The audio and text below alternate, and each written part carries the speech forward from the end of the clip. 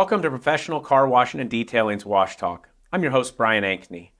Today, my guest is Noel Peña from Digital Recognition Network.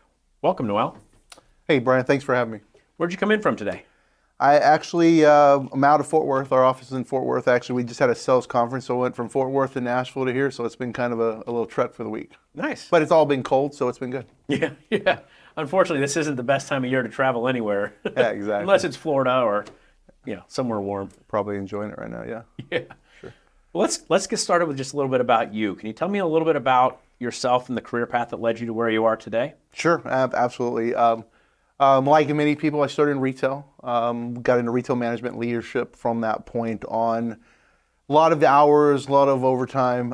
Kind of spun off into an entrepreneurial journey. Kind of eclectic. Video production, so I appreciate your studio here. Did some sports nutrition, private labeling, and then a gym. All passions of mine, so I kind of followed suit on those. Duration of that, continued in sports nutrition, doing sales marketing, developing sales and marketing teams. Throughout the years, but as you know, markets shifted over the years and kind of found myself with a new challenge. Fortunately, in 2016, I joined DRN, Digital Recognition Network. It's a data analytics company that does license plate recognition. And kind of high-level overview, just so the audience understands what LPR is license plate recognition is a technology that captures license plates by reflective materials.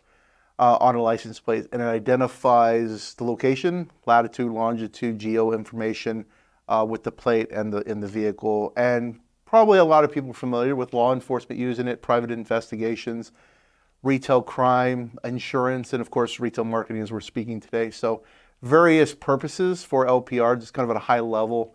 And really my role here at DRN is to connect the dots, right? The industry to the need. And specifically for the car wash industry is kind of mashing together the LPR technology and helping car washes drive revenue.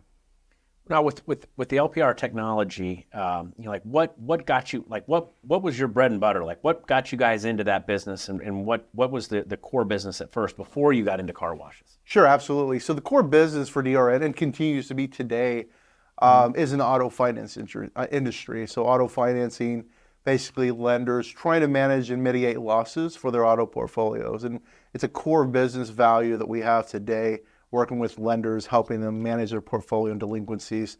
We also work in the insurance space as well for insurance fraud and whatnot. So, but at its essence, we were built around the collections and repossession space. Cool. Well, let's dive into car washes. Sure. What can LPR do for a car wash?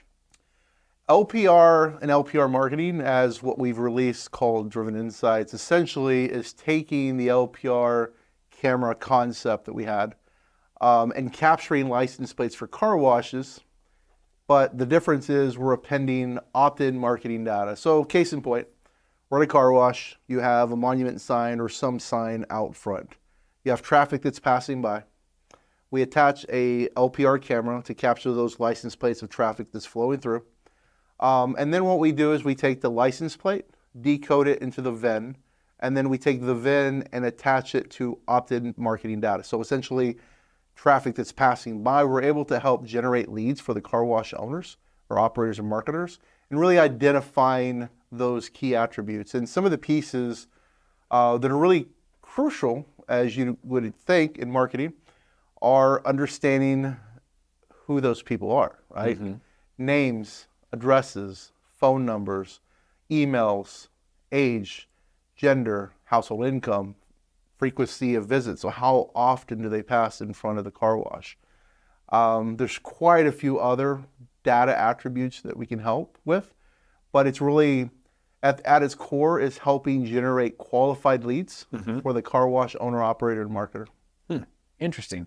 So you're able to, by putting this camera onto the sign at the front of the car wash, you're able to see, capture all the license plates of the people that drive by, but then you're also able to see how frequently they drive by, and then you're able to attach more data to that so you know a little bit more about that individual. Like, is the car wash, how does the car wash know? I mean, if 25,000 people drive by every day, and how do they know which of those people that they should be marketing to? Like, how How do they know? So that's a great question. And it kind of goes to the message to market understanding the buyer persona, right? Some people call them customer avatars, buyer personas. Essentially, a car wash already has a database of customers from whatever time they've been in existence. And they understand the buyer that purchases their subscriptions or their individual purchases, right? When they're looking at marketing or target marketing, in the case of what we have to offer, they know the type of criteria they're looking for. So case in point, they're looking for a certain year, make, and model, right? Maybe those are the type of customer that's always really good with subscriptions. They never cancel. There's a low churn rate. Or maybe it's a certain income level. Maybe everyone making X amount of dollars and up tend to stay on a subscription service. So it really helps identify that buyer persona and understanding and narrowing it down. Because oftentimes where marketers in car wash are having to do is either during geofence, right? They'll push out a marketing ad and hope that they match a very generalized message to market and hoping that sticks. But if someone's marketing to you and we're going to have different preferences, right? Yeah. We also may have different frequencies of passing through a business. I may go by once a month. You may go down 3 times a week. And so when these generalized messages go out, they don't really resonate with the audience as well. The other avenue is typically someone might get a regular database, and a generalized database might be a zip code. Once again, if I send a generalized message out to an audience, I don't know that it's going to connect with that audience because, case in point, let's just use the typical one, right? Free car wash. All right, free car wash might resonate for a lot of people, maybe, but if you have a competitor up the street that's 2 miles up the street, they're offering a free car wash, right? What separates their ad or promotion or flyer from yours? It's being able to tailor that message because you understand who your audience is, right? So I kind of have an example. Let's just say I want to fine tune my message to the market because we have thousands of cars passing daily. It's a lot of information. Every car passing a car wash is not the car wash customer. They're not going to necessarily convert into subscriptions. They may be transactional, and then they might bounce and go to a competitor, right? The idea is, here's an example. We're going to focus in as a car wash on the traffic that's passing by, but I'm going to send a message to market, whether it be a direct mail, an email, a digital ad. I'm going to target Toyota owners that pass my car wash 2 or more times a week, right? So if I sent that message out to the market, and I sent free car wash for Toyota owners, that's very specific. It's very personalized. So if you're a Toyota owner, you're more likely to just say, wow, this speaks to me. Whereas if I just sent a generalized one, which is typical, free car wash, your competitor does that, right? It's very generalized. The message doesn't resonate with the individual. That makes sense. So, I mean, it sounds like you're really able to take, I mean, I guess in a car wash, you might have different buckets of customers. So you might be really good with people that drive, people under the age of 40 that drive sports cars or luxury vehicles that pass 3 or 4 times a week. And then you might also have people that pass every day. That might be another bucket you have. And then maybe you have pickup truck owners that are over 60 that pass. So you can identify who your sweet spots are and the buckets of customers you have. And then of all those 30,000 cars that drive by every day, you can just grab the ones that look like your customer base, right? And so you're not spilling marketing all over the place. You're just targeting, really almost like sniper shots to exactly the right people, right? No, absolutely. You hit it right on the head. It is targeted marketing. It's very targeted marketing. And specifically, as people are looking for high conversion rates or ROI on their investment, they can fine tune those messages. Once again, another example, car prices are very expensive. New cars, people are trying to take care of, right? So you could send a message out specifically for car care and relevance to a new car owner. That speaks to me. If I'm a new car owner, yes, I need to protect my car. I spend a lot of money on it. So you're right, exact messages to market, and then they dial them in to the medium. So it's message to medium to market. The message is, does it resonate with the audience, you? The medium, do I get the attention of that audience with a specific medium? In other words, a certain audience resonates with the direct mailer. A certain audience resonates with the social media ad. social audience may resonate with an email campaign, right? So once again, it's tailoring the message to the audience and the medium to meet the market. That's neat. So like you could say, okay, my minivan customers, I want to send the message I'm going to send to them is going to be different than my other ones. Maybe my minivans, I focus more on the fact that it's unlimited free vacuum cleaning because they're very likely to have children. And then maybe the people that have sports cars and luxury cars, maybe I send them a coupon where if you sign up for a pass, you get free tire shine for the first 3 months or something. So you're differentiating yourself. Is that what this does? 100%, absolutely. It enables and empowers marketing teams for car washes to disseminate their message out to the market, but fine tune it and actually get a conversion rate. Our objective at the target marketing with Driven Insights is not only driving more traffic, but better qualified prospects. Because if you bring better qualified prospects, they're more likely to convert into subscription. They're less likely to churn out by natural organic churn. And they're more likely to have a higher lifetime value because you're retaining those based on a relationship you've built. Well, I mean, I'm definitely more likely to sign up for a membership at a car wash that I drive past 5 times a week. I mean, So I mean, I guess I'm kind of thinking like, if this is where my house is and this is where your car wash is, but I work over here, even though I'm really close to your car wash, I may never drive by it. So, if, like the zip code, you're gonna spill so much of your money into people that would never come. Yeah. Whereas with this, you're never going to market to this guy that never drives by. Yes, exactly. It's one of the things when we're talking to marketing teams or car washes or owners, one of the things that they're trying to figure out is where are my customers coming from. We get that question all the time. Like, they may have an LPR camera they use for access control, but they're not capturing in all that information. They don't have the connection, right? And it all comes down to the relationship. I think we see it across the car wash industry as building these relationships. And not only for that initial sell, but for retention and the relationship to continue to message to that audience, but message correctly, right? And that's really one of the fine-tuning pieces, because the generalized marketing, although it does work to a degree, we always hear it's a very low conversion rate because it's too generalized. Anything that's just kind of everywhere, everyone's doing exactly that same thing. Yeah. Well, now, I wanted to ask you, like, what else can it do? I mean, like, what other competitive advantages can a car wash owner, enjoy by using a license plate recognition camera? Well, it gives them specific marketing attributes, and as we talked about earlier, name, address, phone number, email, household income, multiple cars. If they have multiple cars, so you might have family promotions or whatnot that you could run for them.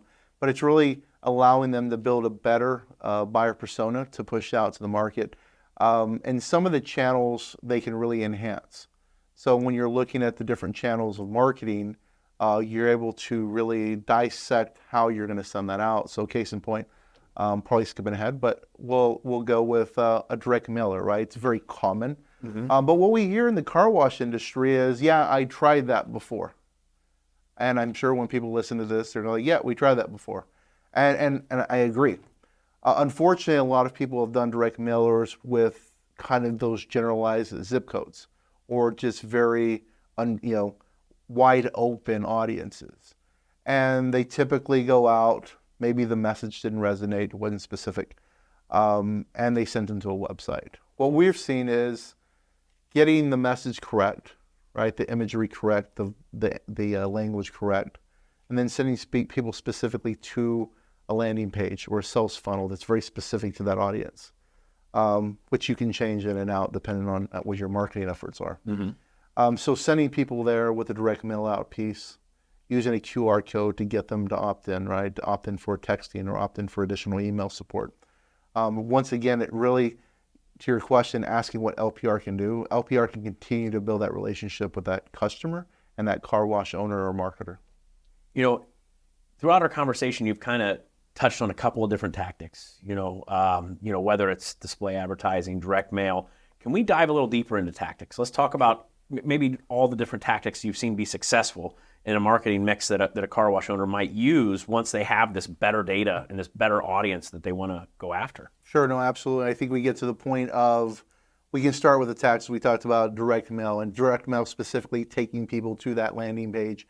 I think one of the mistakes we see, and it's typical in marketing as in general, is a lot of of a lot of marketing pushes people to a website. And a website, unfortunately, is a little bit more cluttered.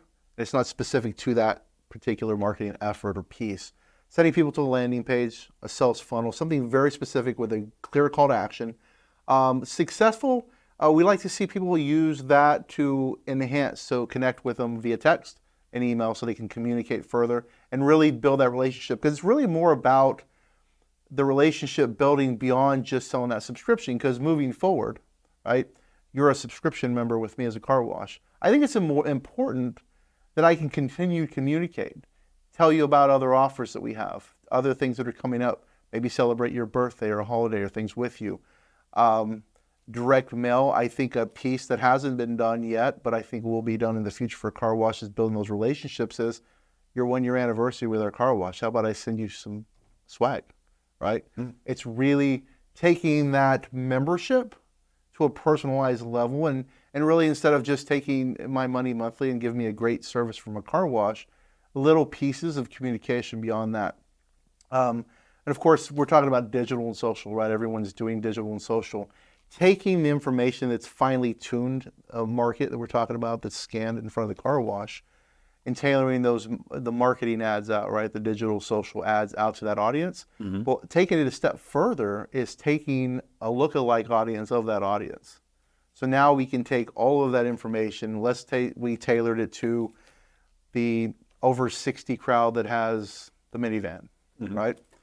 Now we can find additional people that we may have not necessarily captured in that parameter, and get a lookalike audience to expand on that. We actually have rolled out more recently a solution actually that addresses both of those, where you have a direct mail out that's very specific and it ties into those digital campaigns. So the mail out goes out to the audience. Let's say you're the email, goes out to your physical address, and then at the same time, your email information is uploaded into the social profile. So the social profile will now divvy up ads for you.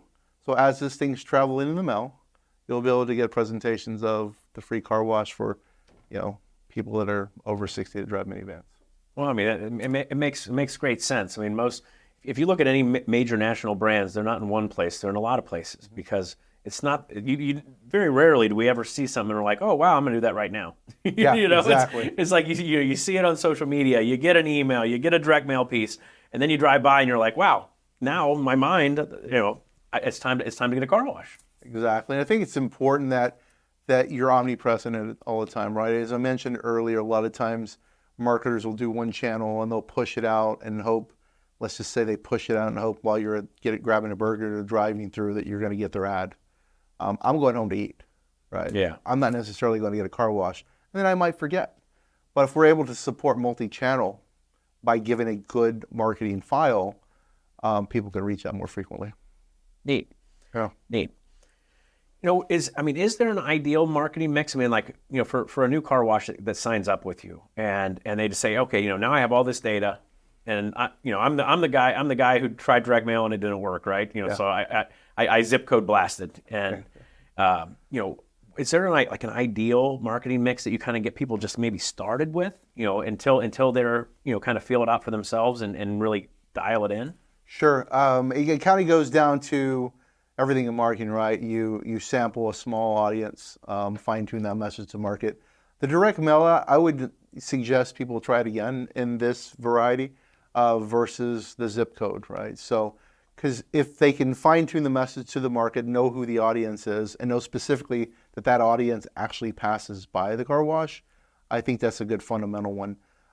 Email's fine, but I always would warn that I would use a warm-up, like a direct mail out piece or a digital ad, to kind of warm up that audience. That way they don't accidentally get spammed in the process. People are sending so many emails each day. You want to make sure you've kind of built that relationship. And getting to the new car wash, I'm glad you brought that up, because we've had conversations with our friends over at Sonny's who builds car washes, and we had conversations that before the car wash is built, capturing and building that CRM full of data, right? So they've sold the land, they're building the car wash, and they want to optimize that opening day or opening days, right? Well, if we're able to get a camera out and capture that information, we're able to help build that customer database before day one opens. So now you have an audience that can be targeted immediately. So the return on the spend is really quick. Now, is that something that you do? Like, do you put the camera up a month in advance, 3 months in advance, 6 months in advance? Like, is there a best practice, or do you just put it up as early as you can? That's a great question. So it really kind of depends. So we have a few options. We do have a quick deploy camera that can run on solar panel and batteries. So if there's absolutely no power, Oh, wow. that is a feasible option that we can investigate and see if that makes sense for the business. There's also if they have a power pole, kind of early construction. We actually have done that before, where it's kind of the early construction. Maybe it's a few months out. Get the install there, and then start capturing and getting that data as well. Or a lot of times, since we're kind of introducing this to the entire market, people already have their car washes. Basically installing them either on their monument signs and or maybe an additional pole. And I'm glad you brought that up, because when we talk about the use of the data, it came up the other day in a conversation of, we're talking about marketing data and capturing and getting lead generation, but we're also looking at tracking vehicle behavior. So if we can identify as a car wash owner, operator, marketer, where these vehicles are coming from, a specific region, that might be an opportunity to expand that business. So case in point, we know that we're getting clusters of vehicles that come from a certain area, but we don't have our car wash there. There's not a competitor there. That could be a good expansion opportunity. Oh, that's interesting. That's neat. So that's another viewpoint on it.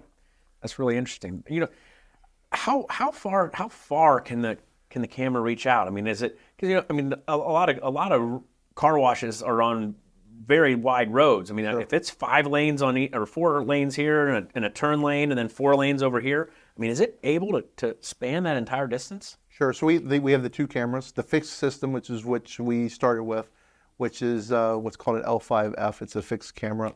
Something you'd see probably like at a tollway. It's a larger camera in a communication box. That'll blast out about 150 feet.